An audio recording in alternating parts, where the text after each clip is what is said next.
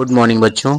ये हमारा चैनल है गुरु ज्ञान with Pathak sir GK and GS classes, जिसमें हम आप लोगों को हाई स्कूल का आज फिजिक्स पढ़ाएंगे। और हाई स्कूल का जो फिजिक्स है उसमें पहला लेसन है प्रकाश का परावर्तन तथा अपवर्तन। तो पहली हेडिंग है प्रकाश। प्रकाश क्या है? प्रकाश लाइट। हम अंधेरे कमरे में रखी वस्तुएं हमें अंधेरे कमरे में रखी वस्तुएं दिखाई नहीं देती, परंतु जब कोई मोमबत्ती अथवा बिजली का बल्ब कमरे में जलते हैं तो वस्तुएं दिखाई देने लगती हैं। वास्तव में मोमबत्ती की ज्वाला अथवा बल्ब के तंतु से उत्सर्जित विकिरण वस्तुओं पर गिरता है तथा वस्तुओं से वापस लौटकर हमारी आंखों में प्रवेश करता है और हमें वस्तुएं दिखाई देने लगती हैं। इस विकिरण को, जो कि हमारी आंखों को संवेदित करती हैं, प्रकाश कहते हैं। क्या कहते हैं? प्रकाश कहते हैं।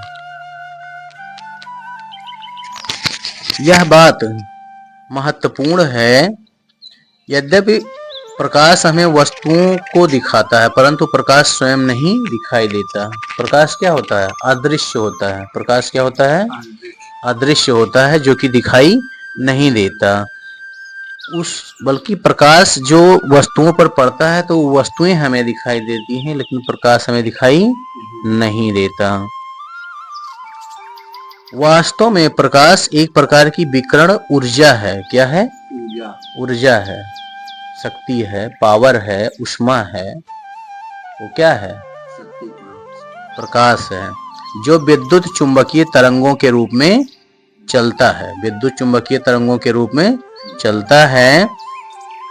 इसकी तरंग दैर्घ्य 3900 अक्षांश से लेकर के 7800 अक्षांश या 1 अक्षांश बराबर 10⁻⁻10 मीटर तक होती है।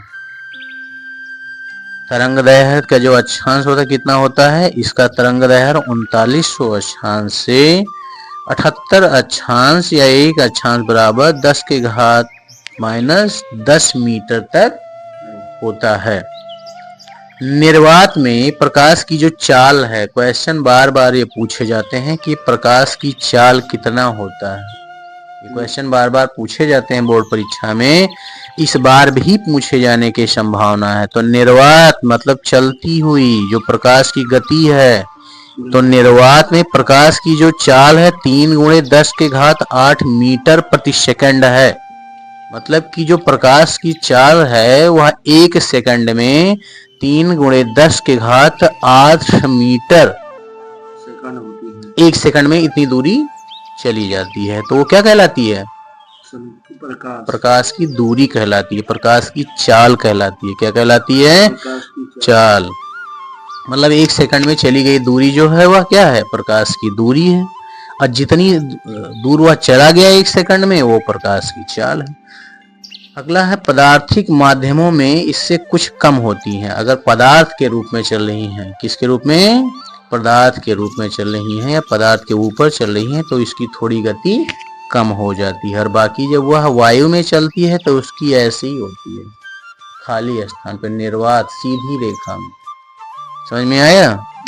अगला है प्रकाश किरणों की पारंपरिक अनिर्भरता।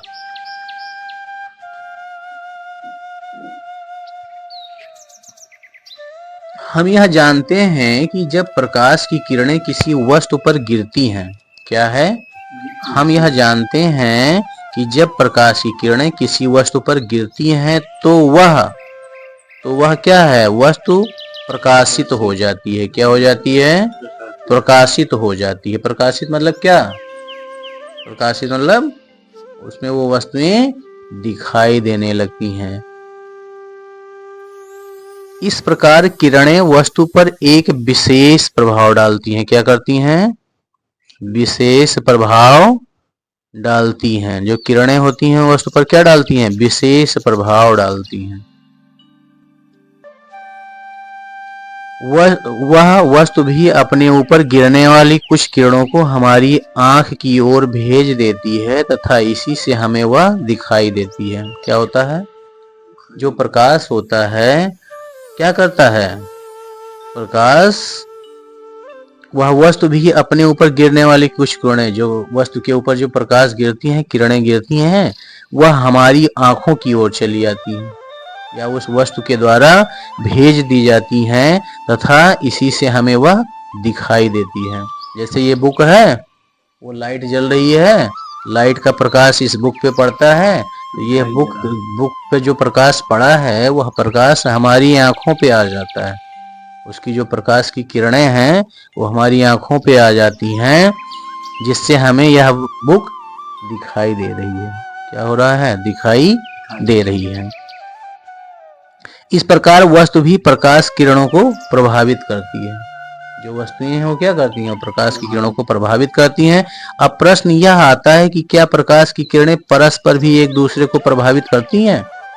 जो प्रकाश की किरणें हैं वह एक दूसरे को भी प्रभावित करती हैं। जैसे इधर से भी प्रकाश आया, उधर से भी प्रकाश आया, तो उसकी किरणें हैं वह एक दूसरे को प्रभावित करती हैं। इस प्रश्न का उत्तर निम्न प्रयोग से मिलता है। इस प्रयोग में देखिए, S1 व S2 दो प्रकाश स्रोत हैं। यह इधर देखो, यहाँ S1 ये प्रकाश का स्रोत है। प्रकाश का स्रोत मतलब यहाँ एक मान लीजिए बल्ब लगा है, ये यहाँ से प्रकाश आ रहा है जो कि S1 है। S2 यह भी प्रकाश का स्रोत है, यहाँ भी एक बल्ब लगा है, ये भी आ रहा है। ठीक, दो प्रकाश जिससे चलने वाली किरणें एक छिद्र H से होकर पर्दे XY पर गिर रही हैं। कहाँ गिर रही हैं? XY। यहाँ एक पर्दा लगा है। क्या लगा है? ये पर्दा। ये एक पर्दा लगा है। H जो है, H पर क्या कर रही है? एक दूसरे से टकरा जाती हैं। देखो, S1 इधर से आया, S2 इधर से आया, H पर एक दूसरे टकरा गई और वह क्या है, उसके बाद फिर X और Y पर जाकर पर्दे के ऊपर गिर गई। स्रोतों S1 व S2 के कारण पर्दे पर प्रकाश के धब्बे L1 व L2 दिखाई देते हैं। जब यहाँ पर सीधा प्रकाश इस पर्दे पर पड़ा तो उसे L2, S1 से जो सीधा प्रकाश पड़ा उसे L1 के नाम से जानते हैं। कोई भी प्रकाश जब सीधा किसी पे पड़ता है तो वहां दिखाई देता है एक धब्बा टाइप का, जैसे सफेद सफेद धब्बा टाइप। टॉर्च मारो किसी के ऊपर या किसी पर्दे पर या किसी दीवार पर या कहीं पे, तो सीधा धब्बा टाइप का बड़ा सा दिखता नहीं है, तो वही चीज है। ये प्रकाश सीधा इस पर्दे पे पड़ा तो यहाँ पे L1 और L2 दो प्रकार के धब्बे आपको इस पर्दे के ऊपर दिखाई दे रहे हैं। यदि हम स्रोत S2 को बुझा दें तो हम देखते हैं कि स्रोत S1 द्वारा बने धब्बे L1 की स्थिति, आकार तथा तीव्रता में कोई अंतर नहीं पड़ता। मान लीजिए कि जैसे S1 मैंने जलाया था, S2 भी जलाया है, और S2 को अगर हम बुझा दें, क्या कर दें?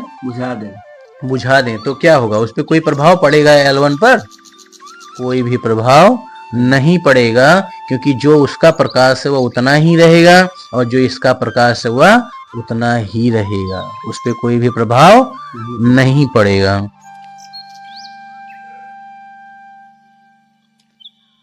इससे यह स्पष्ट है कि दोनों स्रोतों के एक साथ जलने पर भी प्रत्येक स्रोत की किरणें छिद्र में से इस प्रकार गुजरती हैं जैसे कि दूसरे स्रोत की किरणें वहां पर उपस्थित ना हो।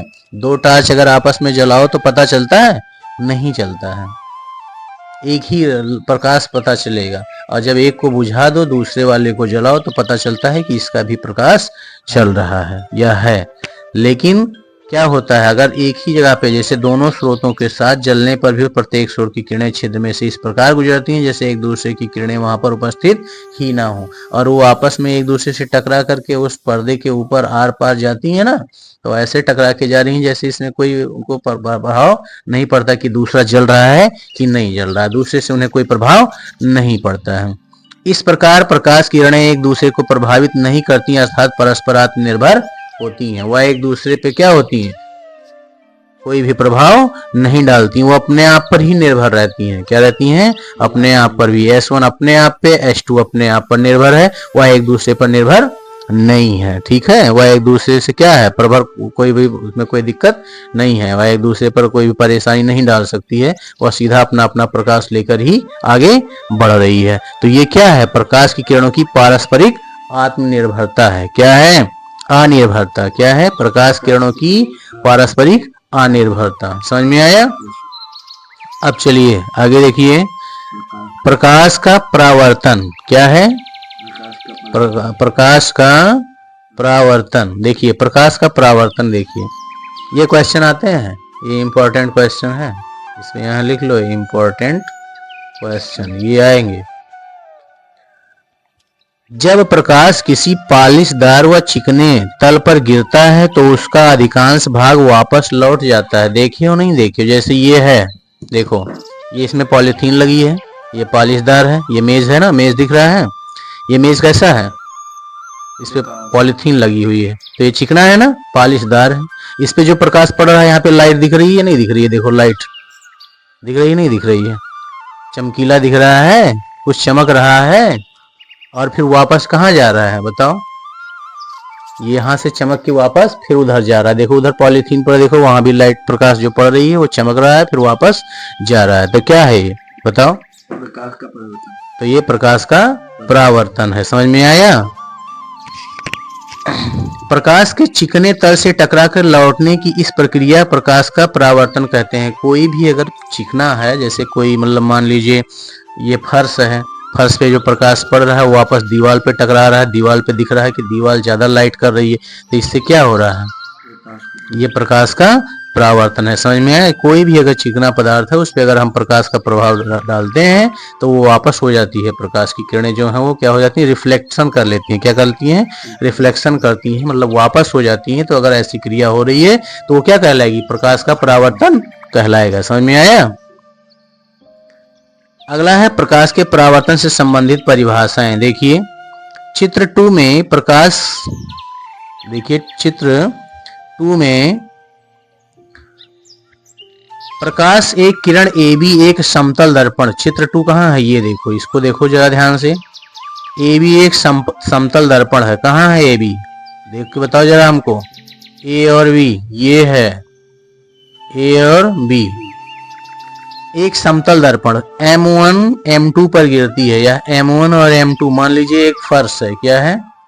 फर्श है, नीचे जमीन का ये फर्श है, और यह किरण दर्पण से परावर्तित होकर उसी माध्यम में एक निश्चित दिशा BC में चली जाती हैं। देखिए इस पे क्या कह रहा है? BC में चली जाती हैं। दर्पण पर गिरने वाली AB को आपतित किरण तथा परावर्तन से प्राप्त किरण BC को परावर्तित किरण कहते हैं। आपतित किरण परावर्तन दर्पण के जिस बिंदु B पर गिरती है उसे आपतन बिंदु कहते हैं। देखिए फिगर देखिए इसको,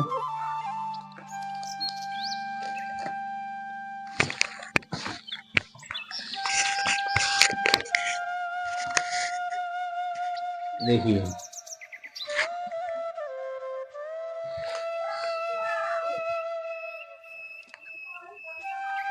ये फिगर है, ये देखो यहाँ लिखा है ना, चलो देखो। बिंदु B से दर्पण के लंब रूप रेखा BN को अभिलंब कहते हैं। आपतित किरण तथा अभिलंब के बीच बने कोण AVN को आपतन कोण कहते हैं, तथा परावर्तन किरण व अभिलंब के बीच बने कोण CBN को परावर्तन कोण कहते हैं। चलिए फिगर देखो पहले।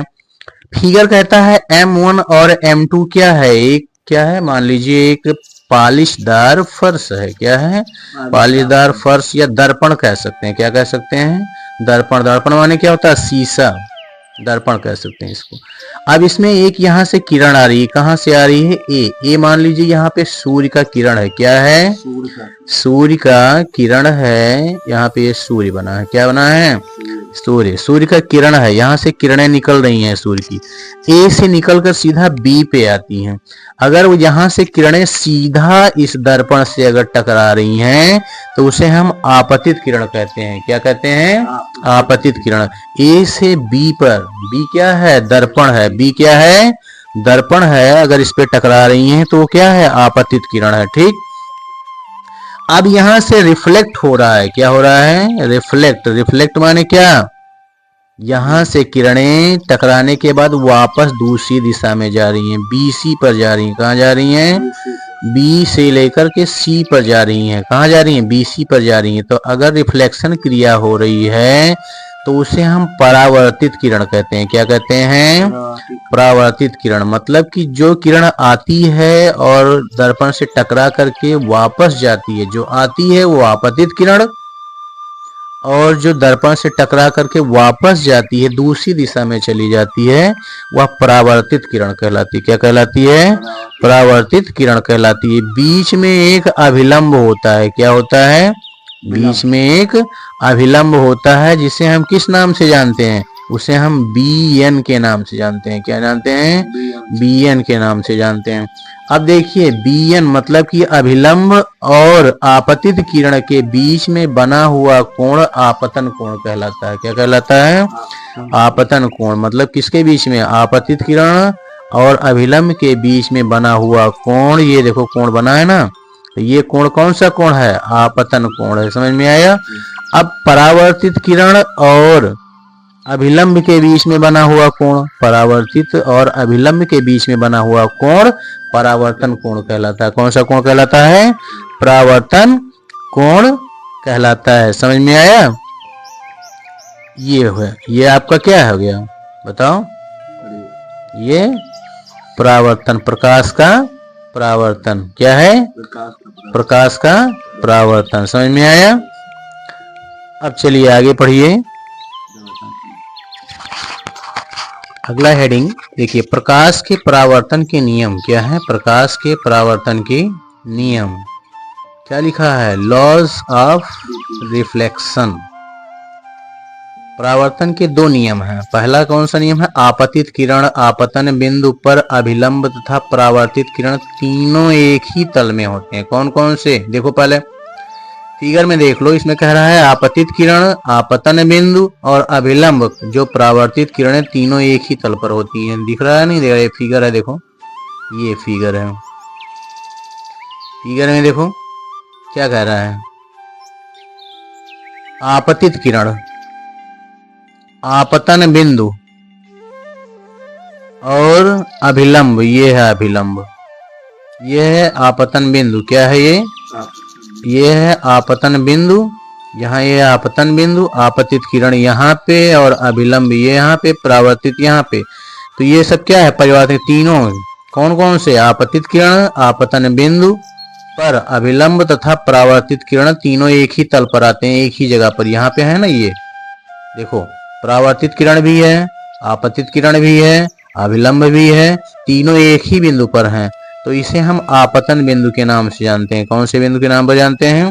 आपतन बिंदु के नाम से जानते हैं। और तीनों एक ही बिंदु पर आ रहे हैं, तो ये आपतन बिंदु के पहला नियम है। क्या नियम है? कि आपतित किरण और अभिलंब और परावर्तित किरण ये तीनों जो हैं वो आपतन बिंदु पर एक ही तल में होते हैं। समझ में आया? तो ये क्या है? ये परावर्तन के नियम का पहला नियम है। दूसरा नियम क्या है? परावर्तन कोण सदैव आपतन कोण के बराबर होता है। ये देखो जो परावर्तन कोण ये है और ये आपतन कोण है, ये दोनों बराबर हैं। ठीक है? आपतित किरण से लेकर के और अभिलंब तक के जो बने कोण हैं उनको आपतन कोण कहते हैं, और अभिलंब से लेकर के और परावर्तित किरण तक बने हुए जो कोण हैं उन्हें परावर्तन कोण कहते हैं। तो आपतन कोण और परावर्तन कोण दोनों क्या हैं? दोनों बराबर होते हैं, समान होते हैं। ये भी जितना ये है उतना ये भी होगा। समझ में आया? चलो, ये हो गया परावर्तन के नियम। क्या हो गए? परावर्तन के नियम। समझ में आया? अब अगला है प्रकाश किरणों की उत्क्रमणीयता। क्या है? प्रकाश किरणों की उत्क्रमणीयता। Visibility of light rays. चित्र 2 में आपतित किरण AB के संगत परावर्तित किरण BC है।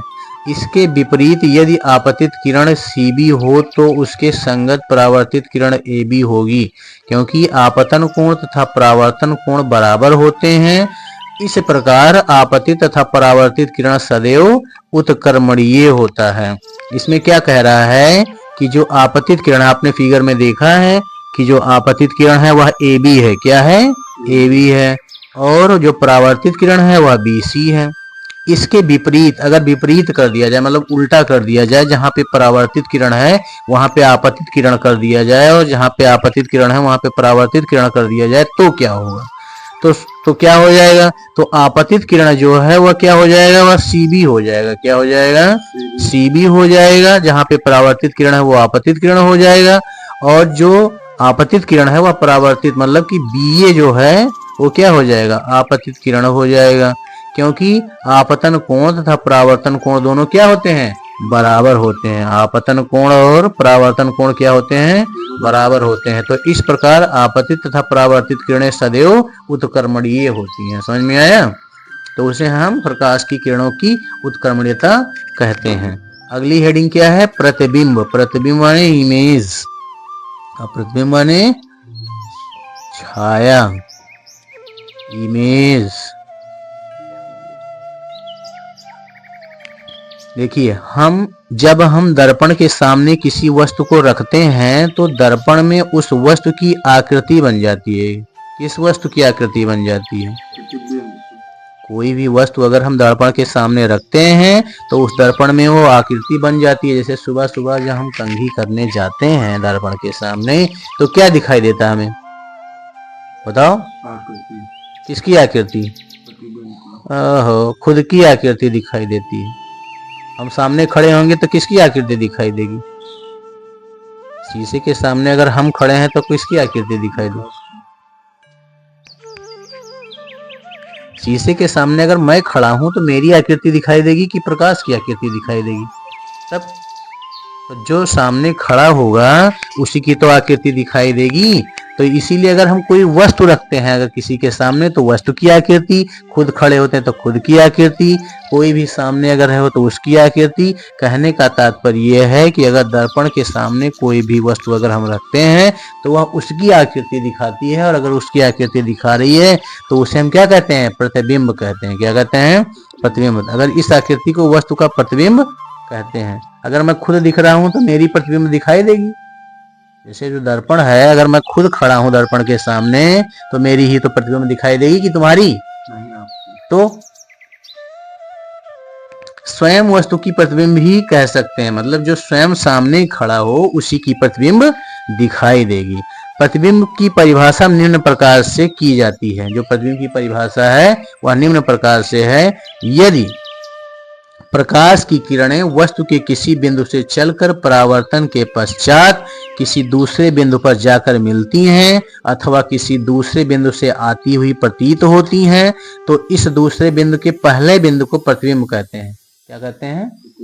प्रतिबिंब कहते हैं। जैसे मान लीजिए कि कोई किरणें चलकर आई हैं, परावर्तन के पश्चात दूसरे बिंदु से जाकर मिलती हैं, मतलब टकराती हैं, अथवा किसी दूसरे बिंदु से आती हुई प्रतीत होती हैं, तो इस दूसरे बिंदु को पहले बिंदु का प्रतिबिंब कहते हैं। जो पहली बिंदु होती है वह दूसरे बिंदु की क्या होती है? प्रतिबिंब होती है। इसी प्रकार वस्तु के प्रत्येक बिंदु का प्रतिबिंब बनता है।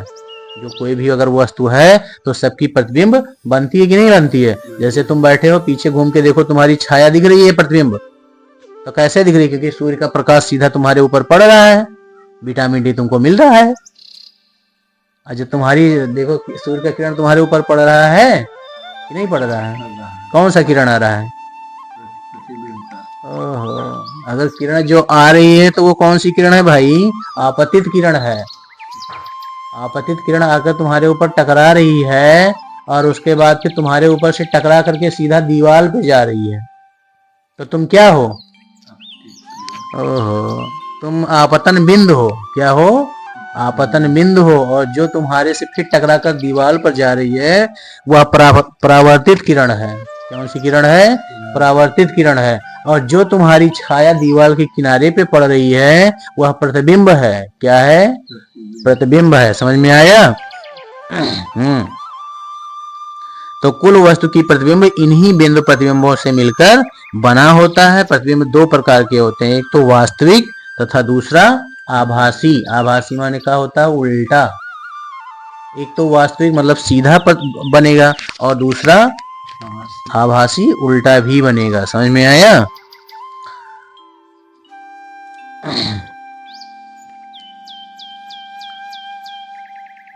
अगली हेडिंग है वास्तविक प्रतिबिंब। कौन सी हेडिंग है? वास्तविक प्रतिबिंब। वास्तविक प्रतिबिंब कैसे बनती है इसके बारे में जानेंगे। रियल इमेज क्या है? रियल इमेज जो तुम्हारी प्रतिबिंब बना रही है। यदि किसी बिंदु वस्तु से चलने वाली किरणें परावर्तन के पश्चात किसी बिंब पर वास्तव में मिलती हैं तो इस बिंदु को बिंदु वस्तु का वास्तविक प्रतिबिंब कहते हैं। जब कोई भी बिंदु आकर सीधा टकराती है और परावर्तन के पश्चात किसी बिंदु वास्तव में मिलती है, मान लीजिए कोई किरणें हैं जो परावर्तन के पश्चात किसी बिंदु पर वास्तव में मिलती हैं, तो इस बिंदु को बिंदु का वास्तविक प्रतिबिंब कहते हैं। जैसे सूर्य की प्रकाश तुम्हारे ऊपर पड़ रही है और वो सूर्य की किरणें जो कि आपतित किरणें हैं और वह परावर्तित होकर दीवार पर गिर रही हैं, तो दीवार पे सूर्य का प्रकाश दिखाई दे रहा है और उसमें तुम्हारी छाया भी दिखाई दे रही है। तो जो तुम्हारी छाया दिखाई दे रही है वही वास्तविक क्या है? प्रतिबिंब है। क्या है? वास्तविक प्रतिबिंब कहते हैं उसे। इस प्रतिबिंब को पर्दे पर लिया जा सकता है, मतलब दीवार पर भी देखा जा सकता है, पर्दे पर भी देखा जा सकता है। समझ में आया वास्तविक प्रतिबिंब क्या है? अब चलते हैं आभासी प्रतिबिंब की ओर। अभी आपने पीछे पढ़ा वास्तविक प्रतिबिंब जिसे रियल इमेज कहते हैं। अब ये दूसरा है आभासी प्रतिबिंब। कौन सा प्रतिबिंब है? आभासी प्रतिबिंब जिसे हम वर्चुअल इमेज कहते हैं। यदि बिंदु वस्तु से चलने वाली किरणें परावर्तन के पश्चात किसी दूसरे बिंदु से आती हुई प्रतीत होती हैं तो इस बिंदु को बिंदु वस्तु का आभासी प्रतिबिंब कहते हैं। जैसे सूर्य की किरणें आपके ऊपर पड़ी, फिर आपके ऊपर से पड़ने के बाद सीधा गई दीवार पे पड़ी, दीवार से टकराई ना, तो वो परावर्तन हो गया। परावर्तन के पश्चात फिर वहां से रिटर्न होकर के फर्श पे गई और फर्श पे आपका प्रतिबिंब बन गया। क्या बन गया? फर्श पे आपका प्रतिबिंब बन गया। तो वहां पे कौन सा प्रतिबिंब बनेगा? आभासी प्रतिबिंब बनेगा। इस प्रतिबिंब को पर्दे पर नहीं लिया जा सकता, इसका फोटो नहीं लिया जा सकता। क्यों नहीं लिया जा सकता? क्योंकि ये उल्टा होता है, ये सही होता नहीं है, ये साफ नहीं होगा, उल्टा नहीं होगा, इसकी आकृति अच्छी नहीं होगी, टेढ़ी मेढ़ी भी आकृति हो सकती है। तो इसलिए इसकी प्रतिबिंब का हम फोटो नहीं ले सकते और साफ प्रतिबिंब भी नहीं आएगा, इसलिए इसकी फोटो खींच नहीं सकते। समझ में आया? अगली हेडिंग है समतल दर्पण द्वारा प्रतिबिंब का बनना। Formation of image by plane mirror. क्या लिखा है? Formation of image by plane mirror. Mirror माने क्या होता है? मिरर माने शीशा, दर्पण। चित्र 3 में देखिए M1 M2 एक समतल दर्पण है। यहाँ पे क्या बना है? एक समतल दर्पण बना हुआ है, बना है, दिख रहा है ना, समतल दर्पण है। कहाँ पे है M1 और M2? ये क्या है? एक समतल दर्पण है तथा O एक बिंदु है। O कहाँ है? O कहाँ दिख रहा है भाई? यहाँ पे। वो यहाँ पे देखिए O एक बिंदु है,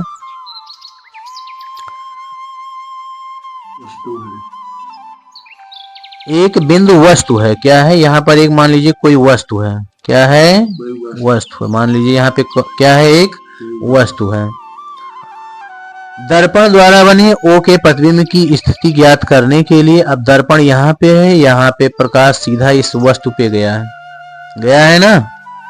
तो यही हमको ज्ञात करना है कि प्रतिबिंब की स्थिति ज्ञात करने के लिए हम दो आपतित किरणें OA तथा OB लेते हैं। कौन सी किरणें लेते हैं? आपतित किरणें लेते हैं। आपतित माने आने वाली किरणें। कौन कौन सी किरणें भाई? O और A। तो कहाँ है O ये है और A कहाँ है? ये है। यहाँ पर एक किरणें लेते हैं। समझ में आया? O और A तथा O और B लेते हैं। O और B लेते हैं। कहाँ है O? ये है O और ये है B। ये किरणें हम लेते हैं। किरण O और A दर्पण पर लंबवत गिरती है। जो O और A है वो लंबवत मतलब सीधी रेखा में गिर रही है। क्या हो रहा है? सीधी रेखा में गिर रही है। अर्थात इसके लिए आपतन कोण क्या है? शून्य है। क्या है? शून्य है। जो सीधी रेखा में कोई प्रकाश गिरेगी तो जो उसका कोण है वो कैसा होगा? सीधा होगा। तो अगर शून्य होगा, उसका जो आपतन कोण होगा वो कैसा होगा?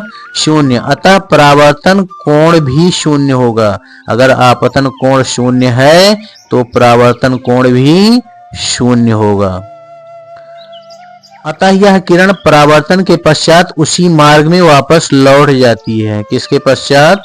परावर्तन के पश्चात। अगर परावर्तन क्रिया हो रही है ना, जैसे मान लीजिए यहाँ से O से A पर सीधा प्रकाश आया तो आपतन कोण, फिर सीधा वापस चला गया तो परावर्तन कोण। देखो ये तीर बना हुआ ना, एरो, यहाँ से सीधा प्रकाश यहाँ आया और फिर यहाँ से वापस चला गया तो आपतन भी हो गया और परावर्तन। तो दोनों का जो कोण होगा वो कैसा होगा? शून्य होगा। क्या होगा?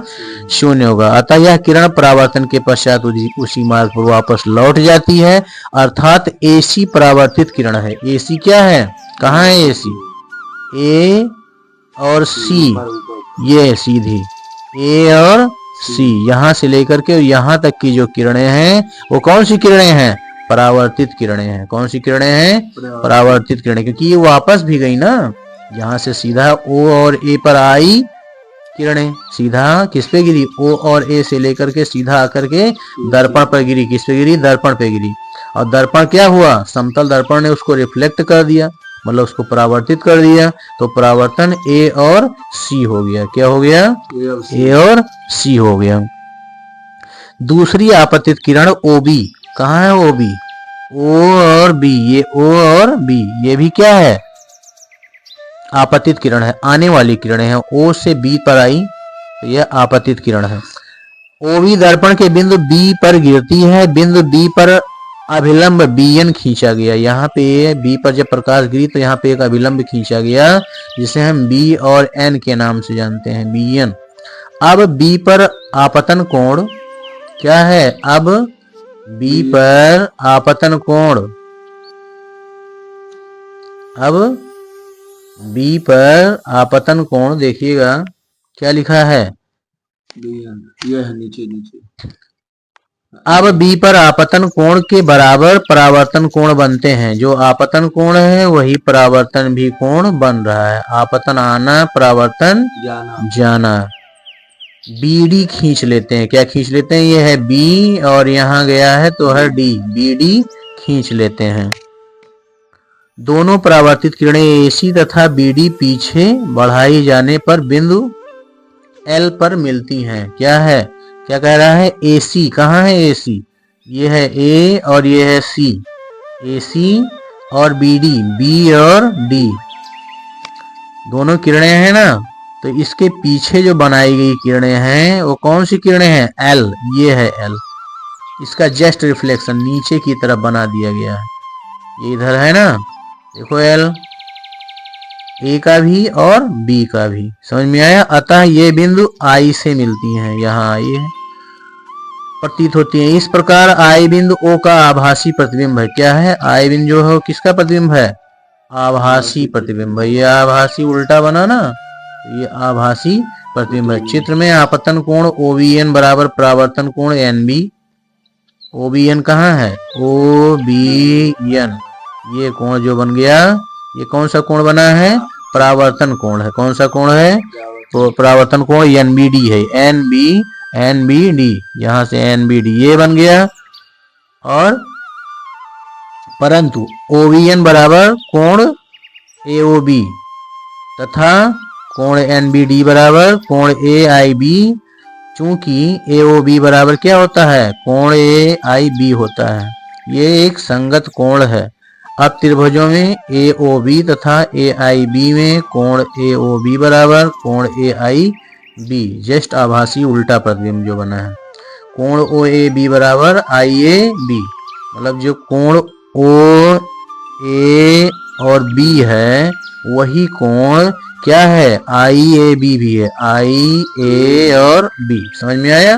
तो ये प्रत्येक कोण, चाहे नीचे का आभासी कोण हो चाहे ऊपर का कोण हो, दोनों कोण क्या है? बराबर हैं। तो भुजा AB उभयनिष्ठ है। क्या है? भुजा A और B जो है वो क्या है? उभयनिष्ठ, उभयनिष्ठ। इस प्रकार दोनों त्रिभुज क्या है? सर्वांग सम है। सर्वांग सम मतलब समान है। दोनों त्रिभुज क्या है? समान है। ओ ए बराबर आई ए, ओ ए बराबर आई ए। समझ में आया? अतः यह स्पष्ट है कि समतल दर्पण द्वारा क्या है, अतः स्पष्ट है, क्या लिखा है, अतः स्पष्ट है कि समतल दर्पण द्वारा किसी वस्तु का प्रतिबिंब दर्पण के लंबवत ठीक पीछे उतनी ही दूरी पे बनती है जितनी दूरी पर वस्तु दर्पण के सामने है। अगर वस्तु पास में है तो जो आभासी बनेगा वो बड़ा बनेगा, अगर दर्पण पास में नहीं है, दूरी पे है, तो जो वस्तु है वो क्या है, उसका प्रतिबिंब छोटा बनेगा। तो उसी प्रकार से क्या कह रहा है कि समतल दर्पण किसी वस्तु का प्रतिबिंब दर्पण के लंबवत ठीक पीछे उतनी ही दूरी पे बनता है जितनी दूरी पे वस्तु के दर्पण सामने रखी है। अगर ज्यादा दूरी पे रखी है तो छोटा बनेगा और कम दूरी पे रखा है तो बड़ा बनेगा। यदि हम वस्तु को दर्पण से दूर हटाएं अथवा दर्पण के पास लाएं तो प्रतिबिंब उतनी ही दूर दर्पण से हट जाएगी।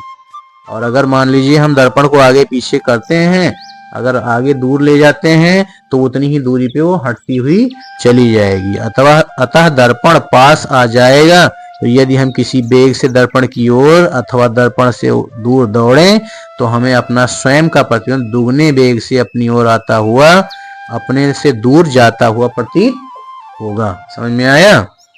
ये दूर जाता हुआ प्रतीत होगा। समझ में आया? तो ये क्या है, समतल दर्पण द्वारा प्रतिबिंब का बनना। अगली हेडिंग जो तुम्हारी है वो समतल दर्पण द्वारा बने प्रतिबिंब का आकार। ये हम आपको कल पढ़ाएंगे, ठीक है? धन्यवाद। ये हाई स्कूल का है फिजिक्स, और हाई स्कूल का फिजिक्स जो है ये पहला लेसन हम आप लोगों को पढ़ाए हैं, और ये पहला लेसन जो है प्रकाश का परावर्तन तथा अपवर्तन लेसन का नाम है। और इसको आप लोग अच्छे से तैयारी कर लीजिए क्योंकि इसमें से 2-3 क्वेश्चन हर वर्ष बोर्ड परीक्षा में पूछे जाते हैं। इस बार भी बोर्ड परीक्षा में आने की संभावना है। धन्यवाद।